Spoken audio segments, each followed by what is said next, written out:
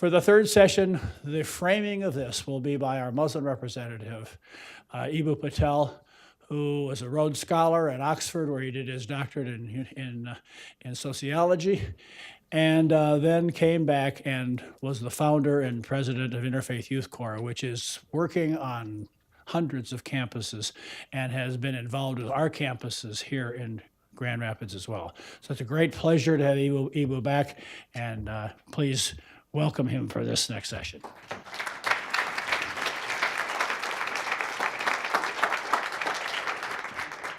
Okay, so I'm fully aware that it's that time in the afternoon. My job is to not be boring. So I'm gonna hope to accomplish that. But I would be very remiss if I didn't just say how much fun this is, how important it is.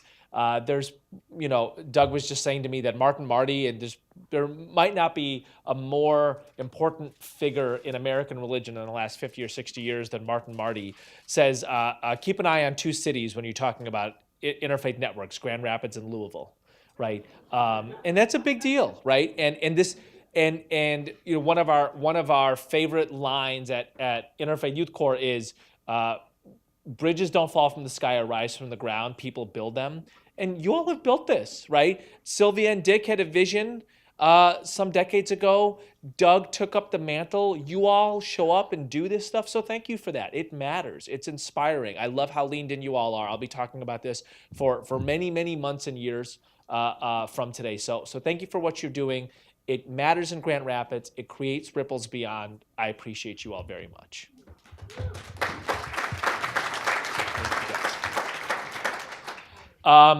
So there's a great, I've already quoted Michael Walzer, but I want to frame my comments with a different Walzer quote, which is also from his little book, What It Means to Be an American, where he says, the challenge of a diverse society is to embrace its differences and maintain a common life.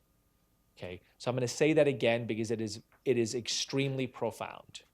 The challenge for a diverse society is to embrace its differences and maintain a common life. What does that mean? There's lots of societies that are diverse that don't have a common life, right? Diversity doesn't always turn out well. It has mostly turned out bad. Diversity can just as easily be a civil war as it can be inspiring cooperation. The challenge of a diverse society is to embrace its differences and maintain a common life, right? That tension, the notion that common life does not squelch or suffocate difference, and that difference does not scatter a common life, that's the challenge. That's the needle that we're threading. There is a responsibility there for the broader society, so to speak, America. And I think that there's a responsibility for the constituent community. And not just a responsibility, but an opportunity. So that's how I'm framing this. And I want to do this in 3 chapters. Chapter 1, it's going to call it call it Judeo-Christian. Chapter 2, we're going to call Theology of Interfaith Cooperation with special attention to Islam. Chapter 3, we're just going to call Muhammad Ali. All right? Judeo-Christian. So my man Elliot talked about the Pilgrims and Thanksgiving, right? And one of my favorite stories in American history, when the Mayflower Pilgrims showed up at Plymouth Rock and dusted off the stone, you know what they saw etched in it? Judeo-Christian nation. I'm sorry. You should see me try to deliver that on a college campus in front of all these 19-year-olds who've done well on standardized tests, and they're like, wow. So, but it does raise the question. Do you know where the term Judeo-Christian comes from? I mean, if it wasn't written on Plymouth Rock, where does it come from? Seriously, right? I mean, the term Judeo-Christian is invoked in lots of different ways. Most recently, this is not a joke, I heard it invoked by our president by saying, when we return to our Judeo-Christian values, we will all be able to say Merry Christmas again. I am not kidding. I am not kidding. I am not kidding. Right? I will. Clearly, you made your own jokes. Right? So, here's the history of the term Judeo-Christian. The 1920s is an era not unlike our own. High levels of immigration, largely from Eastern Europe and Southern Europe, largely Christians and Jews. A time of a massive economic and social transition from an agrarian economy to an industrial economy. Does anybody know the year that more Americans lived in cities than in the countryside? There's a year that historians point to. The year is 1920, right? So this massive economic and social shift, right? People are moving off of farms and into cities. You have the emergence of a youth culture, jazz and the flappers, for example. All of these things happening at once.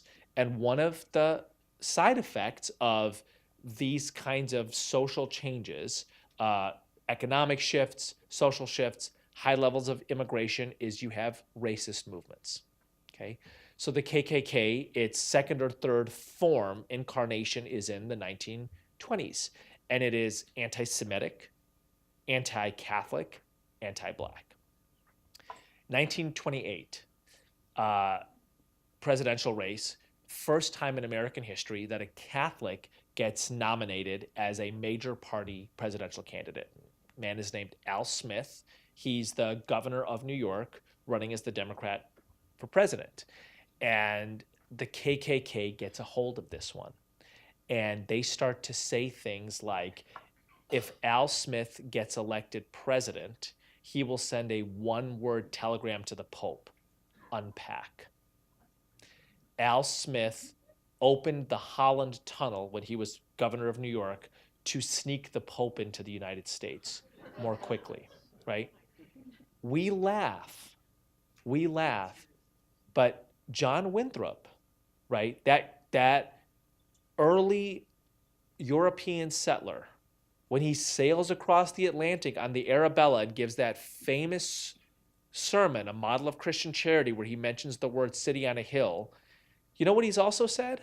That he is coming to the New World to build a bulwark against the Antichrist. You know who the Antichrist was? Who was the Antichrist? The Pope. Okay, so let's think about this. America launches as an anti-Catholic project. Literally, it launches as a racist project in enslavement. It launches as a genocidal project vis-a-vis Native Americans. It launches as an anti-Catholic project. The great historian Arthur Schlesinger says that anti-Catholicism is the deepest bias in the American people. So there's a number of communities who have a claim to that crown, but Schlesinger ought to be taken seriously, right? So when the KKK goes after Al Smith, they are not the exception, they're the rule. People have gone after Catholics generation after generation in American history. And you know what? The KKK wins in 1928. Al Smith's campaign goes up in a set of flames, and who is it? Herbert Hoover? Herbert Hoover is elected in 1928. And a group of Americans who are not unlike the people gathered in this room basically say, enough. We have appreciable communities of Jews and Catholics in America. We cannot have a nation that excludes them and calls them un-American on account of their faith. And they start to run a number of civic projects, tri-faith dialogues. They'll send a minister, a priest, and a rabbi to Grand Rapids, to South Bend, to Chicago, to Miami, to give talks about commonalities and interesting differences between religions. The 30s and the 40s, of course, are the ramp up to and then the fighting of World War II. And so part of what you have is Catholic, Jewish, and Protestant soldiers fighting in the war. And of course, there's all kinds of other diversities also that this particular group, the NCCJ, the National Conference on Christians and Jews, which I imagine many people here have heard of, did not pay enough attention to gender and race, for example.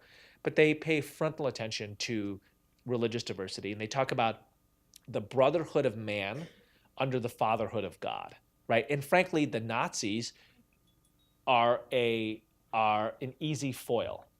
We're fighting Hitler because of his anti-Semitism and his xenophobia. We Americans love diversity.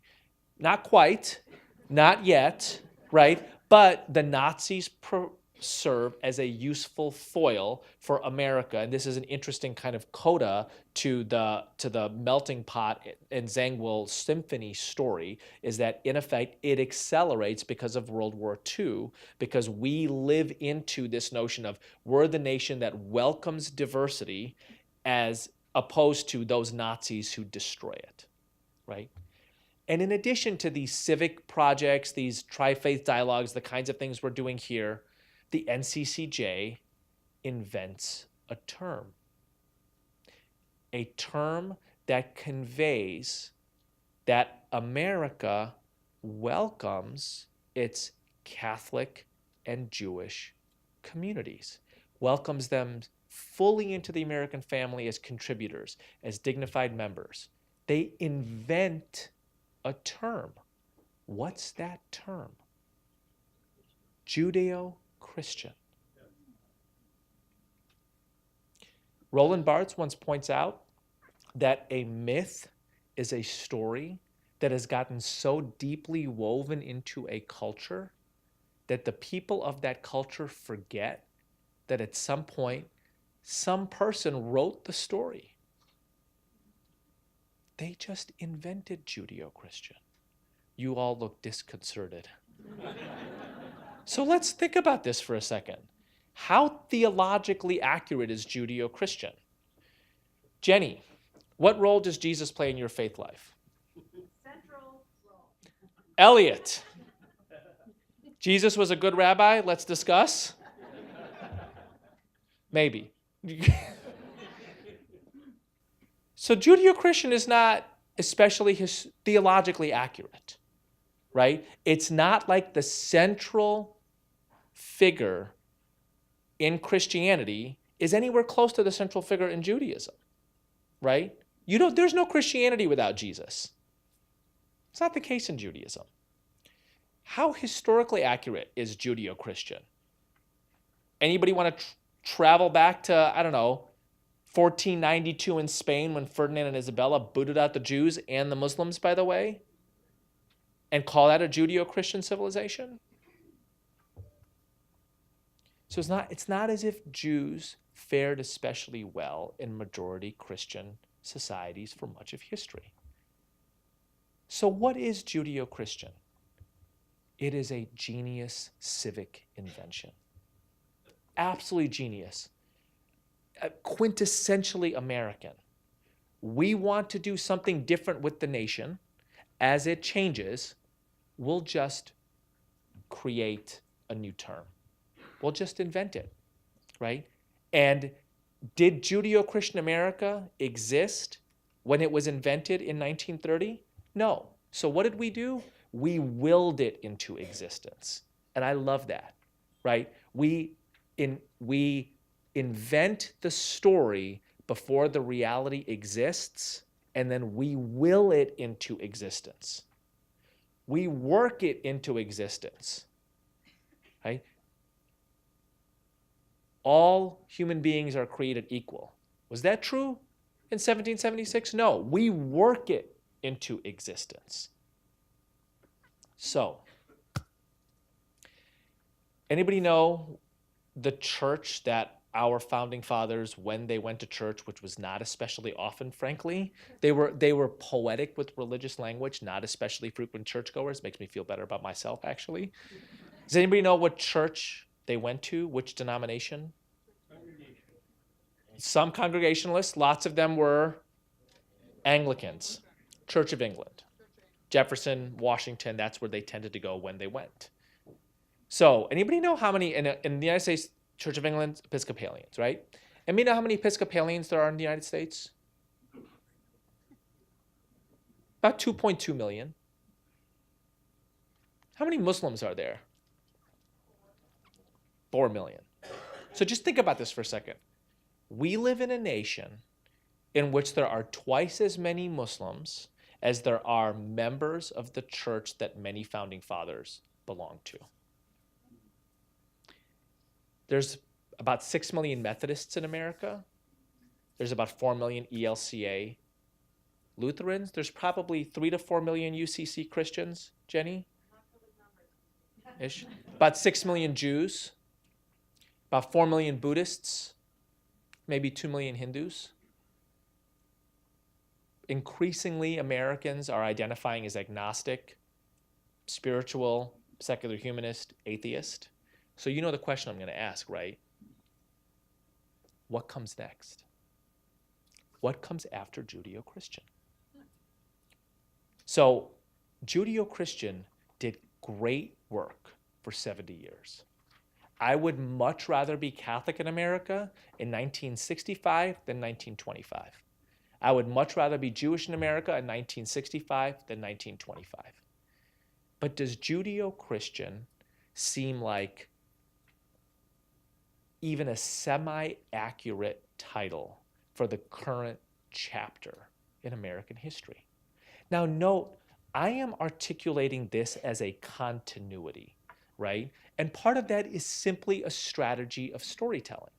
It's the way I choose to tell the American story, that there was this expansion of inclusion, this increase of welcoming, this bring your contribution.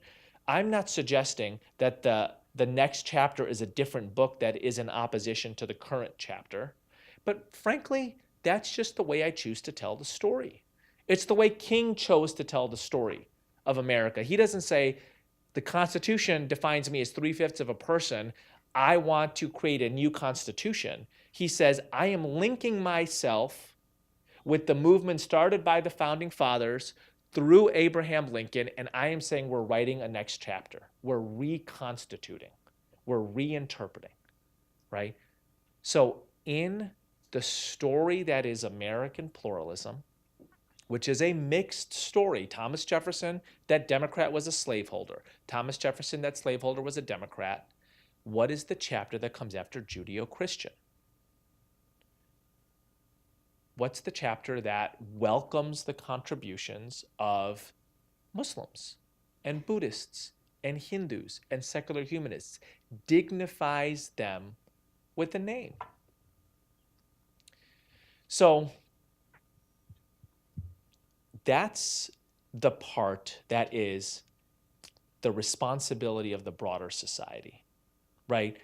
To embrace its differences and maintain a common life. By the way, somebody in this room is going to come up with that term.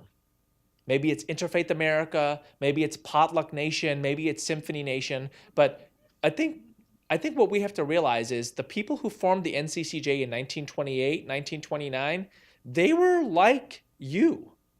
They were a group of people who looked at what happened to Al Smith, who were extremely concerned with the KKK 1990s, who were like, we're putting a stop. This is too much, right? But we can't just say no to these people. We have to offer a different vision and a better alternative, right? They were just like us, interfaith leaders just like us.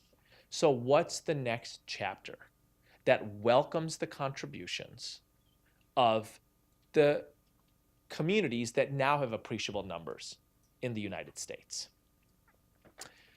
Okay, part 2. What is the responsibility of the constituent community? I think it's important that my kid's school has material and teachers and administrators that dignify my kids' Muslim identities, which means everything from like the summer reading that they send home to the fact that my kids don't eat pork, and so there shouldn't only be pork hot dogs and pepperoni pizza on hot lunch day, right? That's a responsibility of the broader society to welcome the contributions, to embrace the differences while maintaining a common life. But you know what? my kids have a responsibility too. My kids have a responsibility to the whole. And I actually want to talk about the sacred dimension of that responsibility. It's not just a responsibility of neighborliness or kindness. It is a Muslim responsibility of neighborliness, kindness, and contribution. The story of, I think, Jenny, you were telling it, somebody said, as a Muslim, my shoulders are your shoulders. As a Muslim, in other words, I am not just saying this as a nice person. I am saying this as an exponent of a tradition that has cultivated this ethos within me.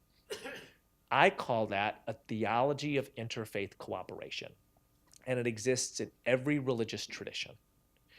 How would we understand from within our own tradition why it is sacred to be part of a diverse society, to have friendships and cooperation with people with whom we do not fully agree with doctrinally? So what I want to do is trace a couple of stories of a Muslim theology of interfaith cooperation, because this is where the tradition matters, right? This is not just out of the human mind or human heart's kindness. This is a sense of the text and its key interpreters and the stories around it matter a great deal. So here are a number of parts of what I would call a Muslim theology of interfaith cooperation. So one of my favorite surahs in the Holy Quran is Surah 2, in which is told the creation story in Islam. And the way the story is told is that God picks up a lump of clay and gives it his ruh, or his breath, and thereby creates Adam. So Adam is created by God out of clay and his breath. And God says to Prophet Adam, "You are my abd and Khalifa on creation, my servant and representative." And God then says to the angels, "I want you to come honor Adam." And the angels reply, "How can we honor a creature who will only fiddle and destroy?" I have to get some water. Sit with that for a second. It's a big one.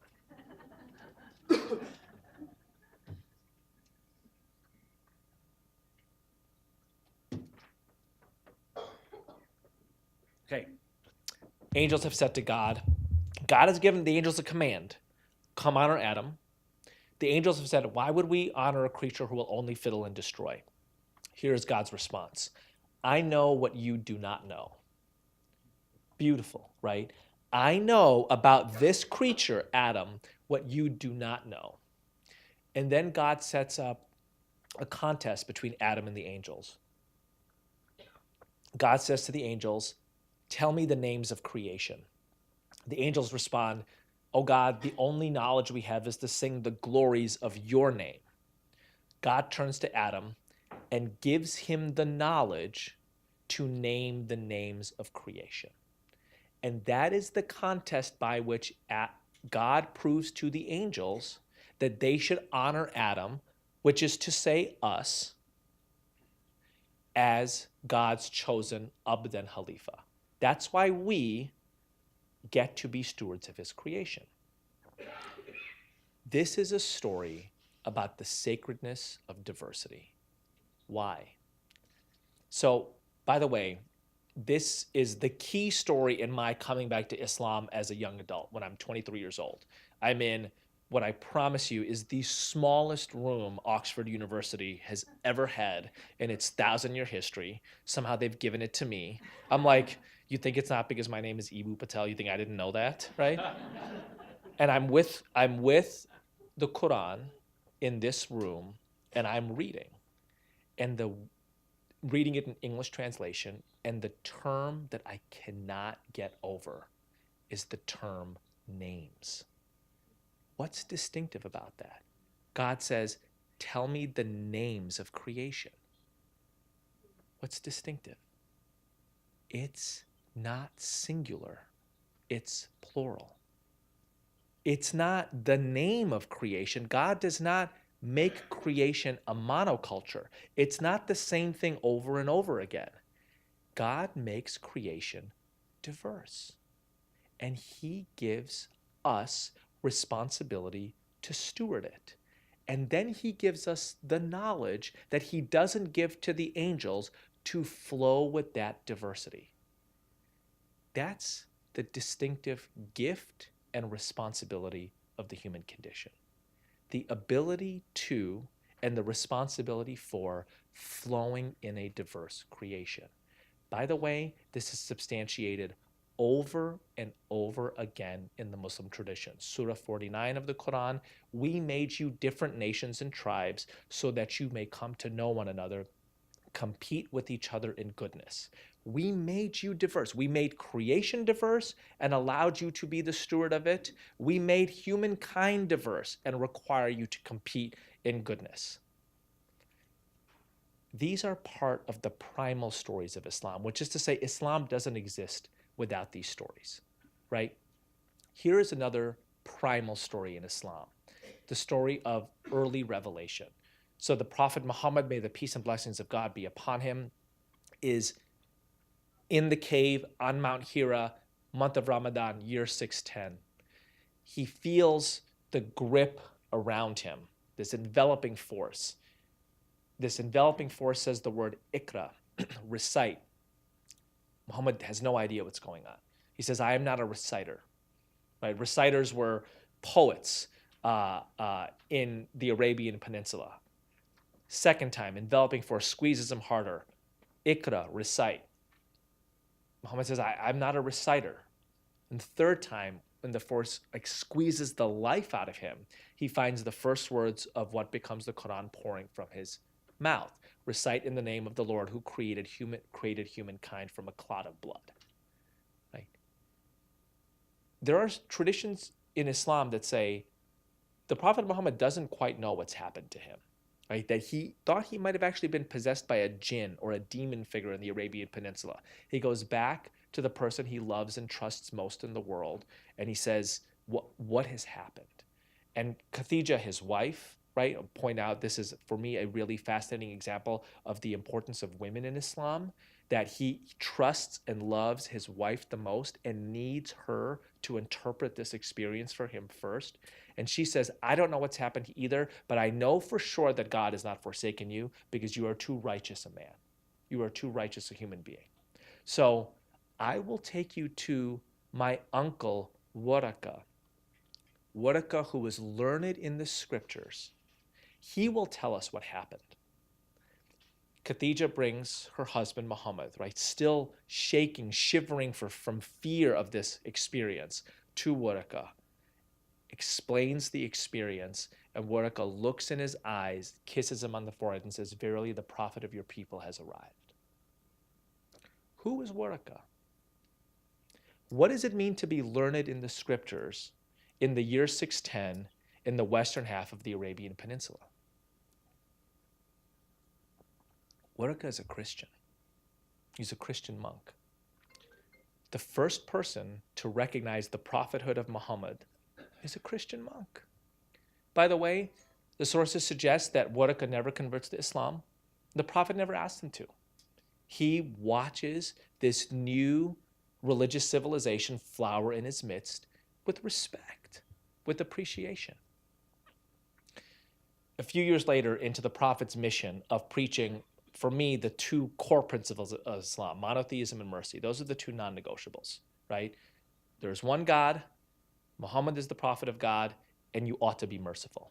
Those are the non-negotiables. And they threaten the orders of the time, the powers and principalities of the time, to the point where Muhammad feels that Islam itself, his companions, are at risk. So he sends a contingent of his companions, led by one of his family members, Ja'far, to Abyssinia, where he believes that they will be safe. Why does the Prophet Muhammad believe that his Muslim community would be safe in Abyssinia, which is now present-day Ethiopia? Abyssinia has an emperor named the Negus, and the Negus is a Christian. Prophet Muhammad believed that his companions would be safe in a Christian kingdom. The Negus hears that these Muslims are present, calls them to his court, asks them, tell me who you are, tell me why you're here. And Ja'far, the Prophet's family member, recites from the Quran the verses that speak of the Virgin Mary, spoken of eloquently and expansively in the Quran. And the sources say that the Negus and his bishops who are assembled in this court are so moved, their tears flow so copiously that they soak their beards. The Negus stands and he takes a staff and he draws a line in the sand. He says, the difference between your religion and my religion is no thicker than this line in the sand. You will always be safe here. Again, story after story of the holiness of diversity from the time of Prophet Adam, from his very creation, from the responsibility that God gives him, to the person who recognizes the prophethood of Muhammad, to the people that the prophet trusts with the fledgling Muslim community. This notion that diversity is holy. Our job is to flow with it, right? So, everybody here knows that there are significant doctrinal differences between Muslims and Christians. Amongst the most significant ones is the place of Jesus. Note, when the Negus asks Ja'far, tell me about your religion, Ja'far doesn't begin by saying, that Jesus figure, we think he's a prophet, although you think he's the Son of God. Ja'far begins with the commonality. The role of Mary, who Muslims not only regard as a highly important figure, female figure in the tradition, but a virgin as well. He begins with the similarity. I think that this is part of the responsibility of the constituent community within a broader society. Part of the responsibility is in articulation of the tradition, which is totally authentic and which connects with the traditions of the broader society. That doesn't mean you give up your other traditions. That doesn't mean that Muslims believe that Jesus is the same kind of figure that Christians do.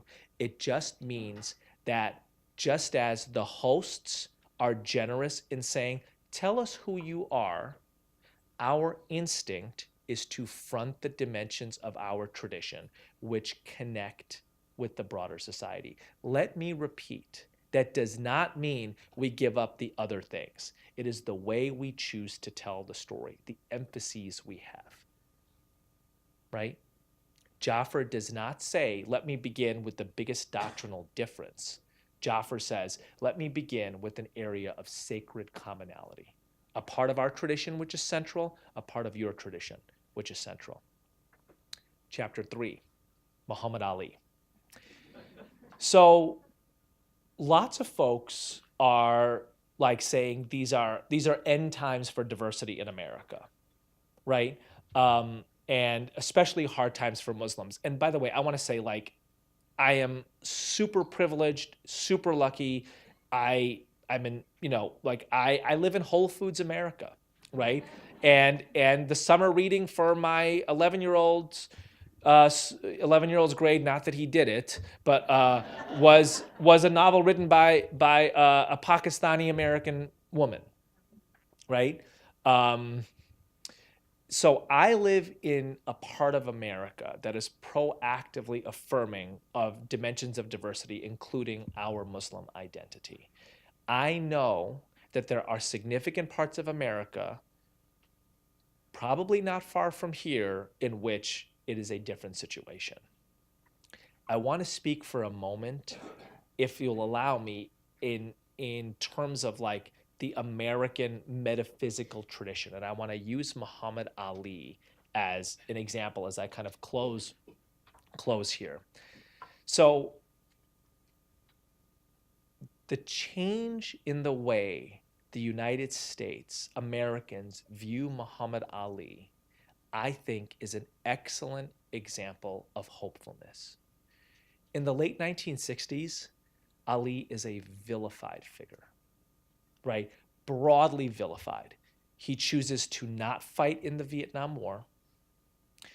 He does it on account of a faith that many Americans view as martial because of their principal knowledge of particular dimensions of the Nation of Islam. Ali is in your face about it. He gives up he is stripped of his boxing title for not fighting in the Vietnam War. He goes to the Supreme Court and incidentally wins, right, for this, and is a vilified figure for years and years and years. And then he comes back and he fights those fights in the 1970s. And in the first time the Olympics is in the United States for decades, the figure who is chosen to light the Olympic flame in 1996 in Atlanta at the Centennial Games is Muhammad Ali.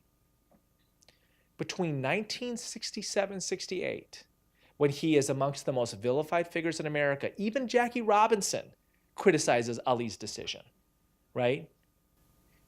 It's what? Not even 30 years to 1996 when he represents America on the world stage, and there's not a dry eye in the audience as his hand shakes with Parkinson's, lighting the Olympic torch. When Ali dies in June of 2016, like I was on a plane heading back, and I paid my $5.99 for the little TV thing. ESPN, Ali's funeral. CNN, Ali's funeral. NBC, Ali's funeral. He's literally given a state funeral. Bill Clinton is there. Billy Crystal is there. Right? And I think Billy Crystal's the last speaker.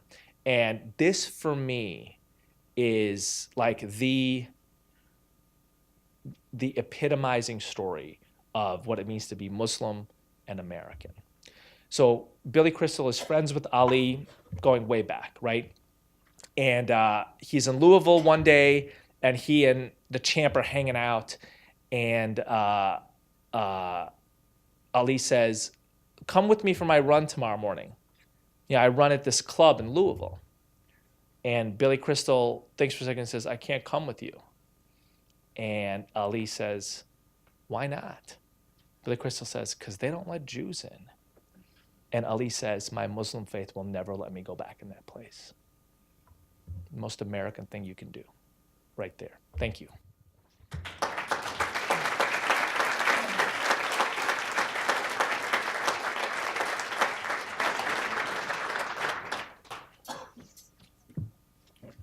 Okay, we invite Elliot Cosgrove and Jenny Howe Pierce to respond. So I thank our hosts for the gracious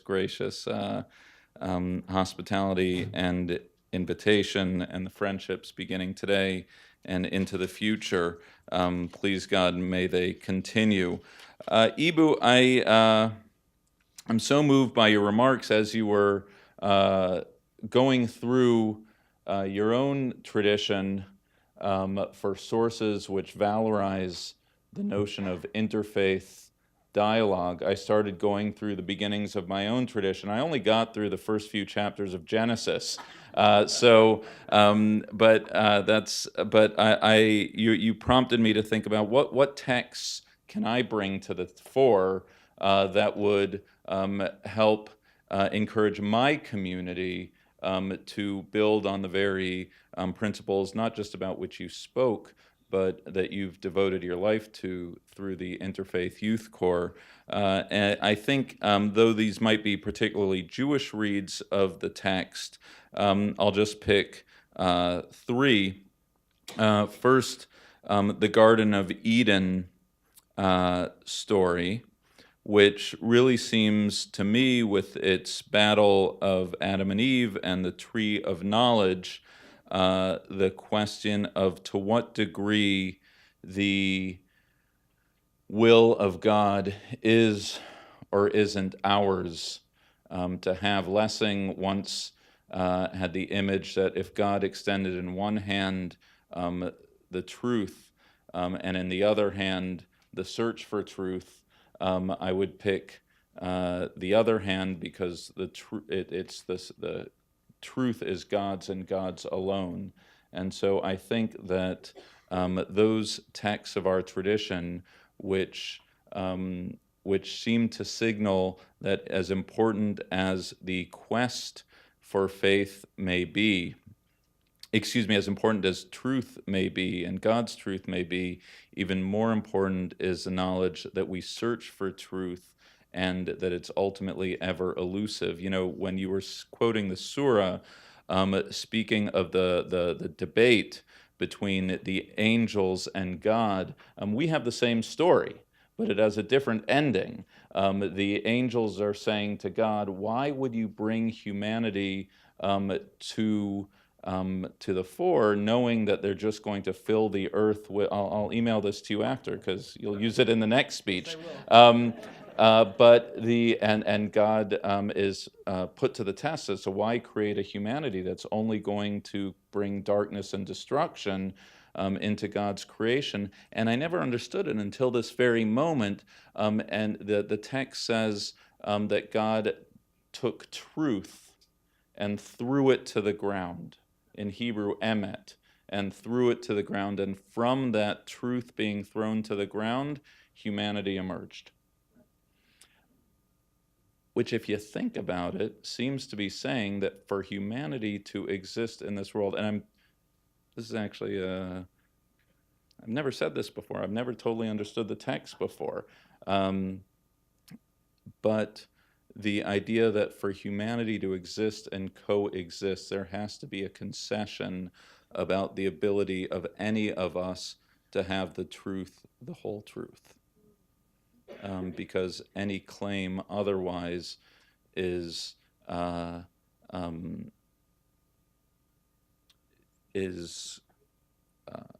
negating the possibility of another person to hold their truth as their own. So that's number one. So we need to celebrate doubt as a religious value, or simply that God's truth is not ours or anyone's to be totally had. Number two is the flood story, which no doubt seems to be signaling the importance of repentance, or tshuva in Hebrew. The Hebrew word for repentance is tshuva.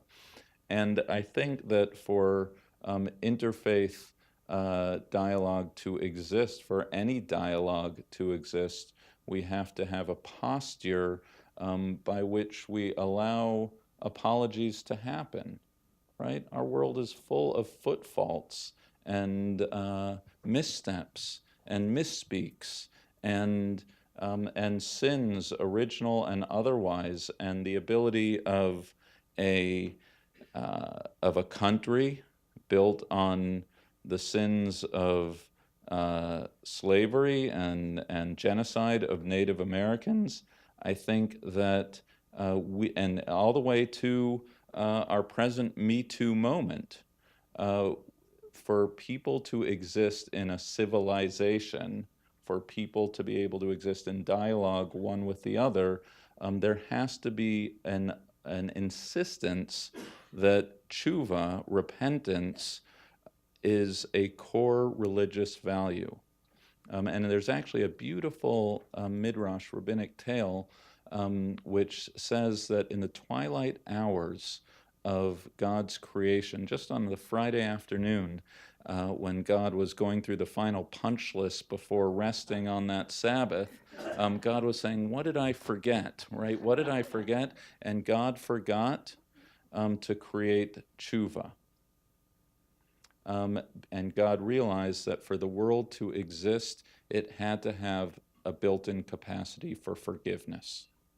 And so that would be principle number two.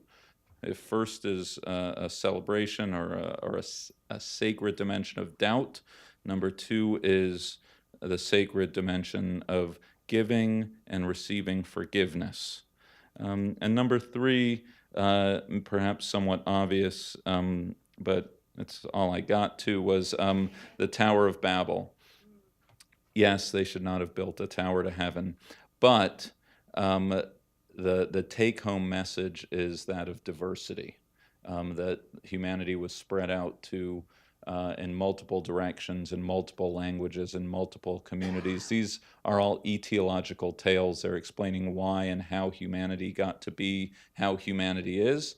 And I think that the biblical text of the Tower of Babel, though it came by way of audacity of humans to build the tower into heaven, its take-home message is that God's vision for humanity is ultimately a pluralistic one. So with those three texts, I actually have a bunch more to say, but I'm very curious to hear what you, Jennifer, have to say. Thank you.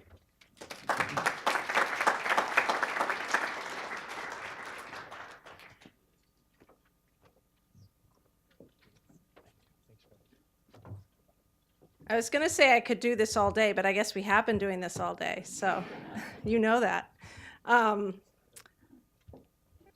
So in Boston colloquial language, we would say, Eboo, you're wicked smart too. That was beautiful, friend. Thank you.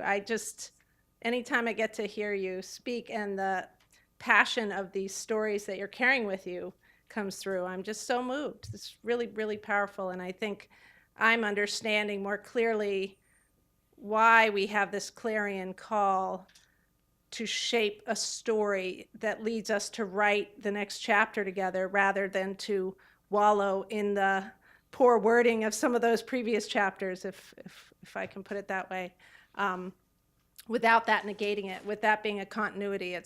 There's so many lines we could trace and so many stories we could tell. And I don't take lightly these moments and opportunities to speak in front of a group of people and have the privilege of tracing some of those lines. So appreciate how you've done that.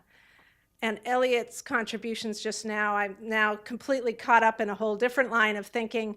And so what I decided as I was sitting there is that our next book project needs to be Theologies of Interfaith Cooperation, and I want to co-edit it with both of you and write it together. So And sell it for half off here. And if they print it upside down, half off, half off. Yep, that's fair. But I always think the sign of a good conversation is generative thinking and thinking that happens on the spot, like we saw the rabbi just do then. I love those moments, and that is actually that's what drew me to my call of teaching, frankly. The experience myself of what authentic and real and new learning feels like, and then the capacity to create the conditions for others to experience that's a privilege. That's a privilege.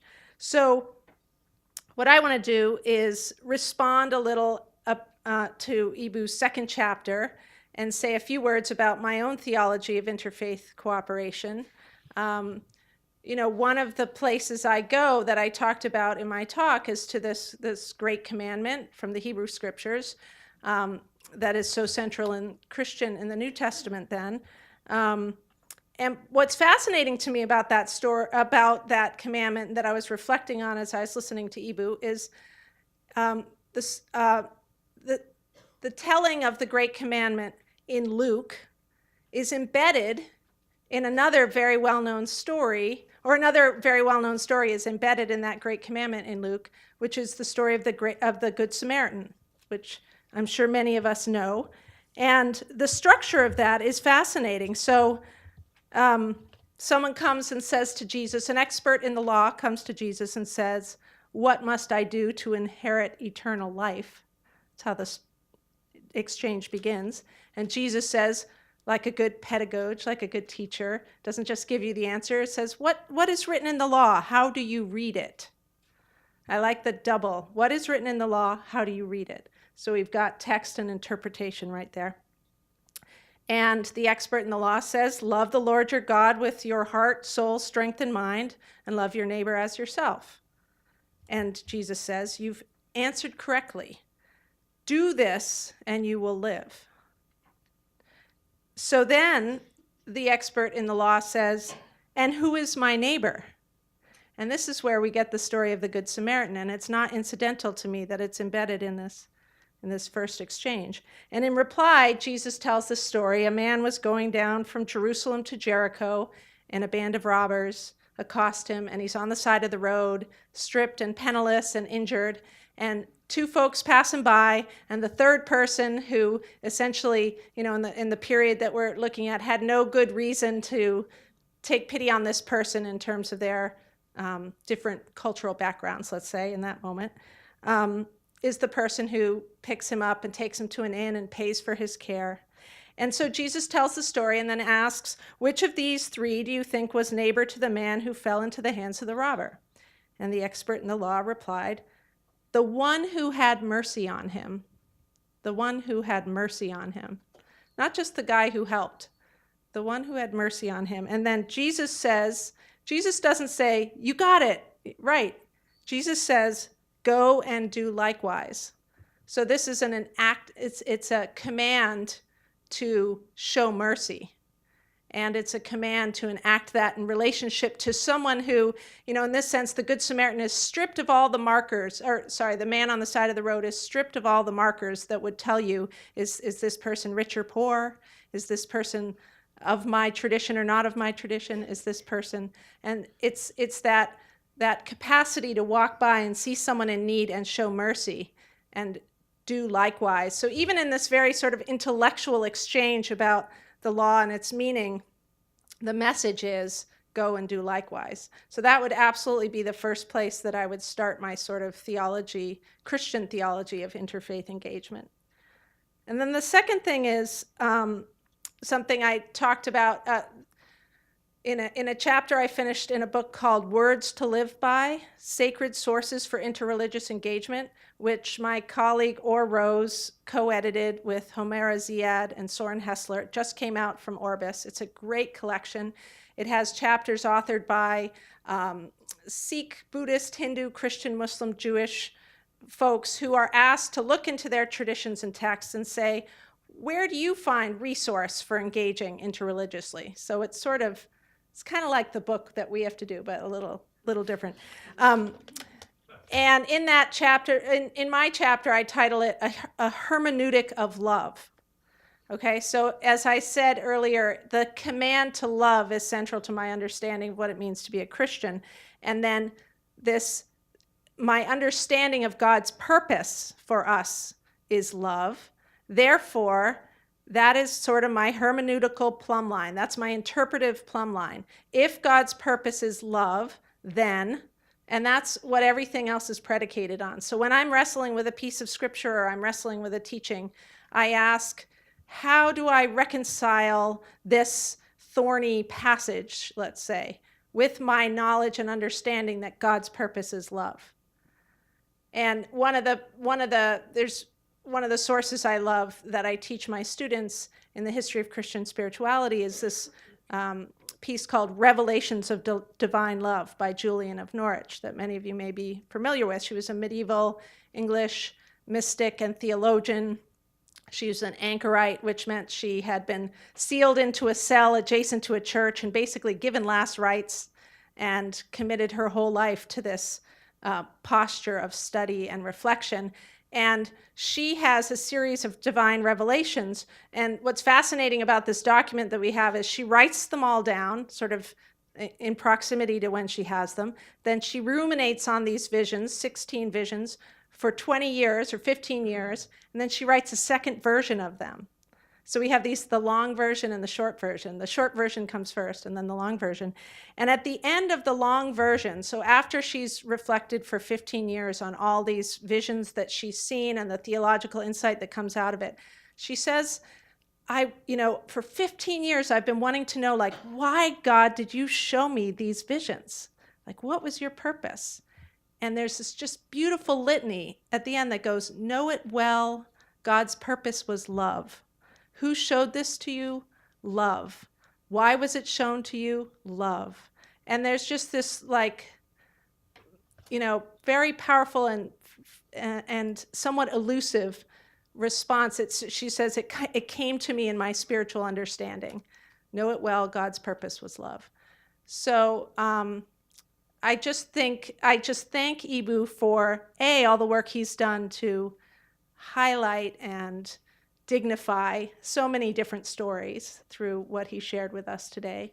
And also this call, this responsibility that he's invited us to each pick up to explore and examine what it is we bring to the table, how it is we want to articulate the arc of this narrative about where we might all go together. And now I'm totally working on what is that word that's not Judeo-Christian, because I want to be the person who makes it up.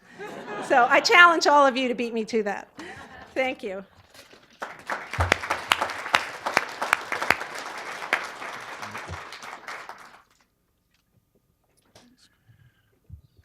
A few moments for questions. Please come forward. When we discuss Islam, the question that always comes back to me by the people with whom I'm talking is, what about jihad? What about the fact that Muhammad was a general and conquered countries? And how do you, in this interfaith discussion we're having today, deal with the issue of jihad as being part of your part of the Quran, and how you deal with it? I'd like to have some help with that, because I'm kind of struggle every time that question comes up. Right. Thank you for that. Perfectly reasonable question. I appreciate you asking it. So jihad means struggle, right? And there are times when there are violent struggles, and there's times when there are other kinds of struggles. And actually, the Prophet Muhammad speaks about them in both ways, and famously says in a verse in the Quran that the greater jihad is the struggle against one's own nafs, one's own lower self, right? And as far as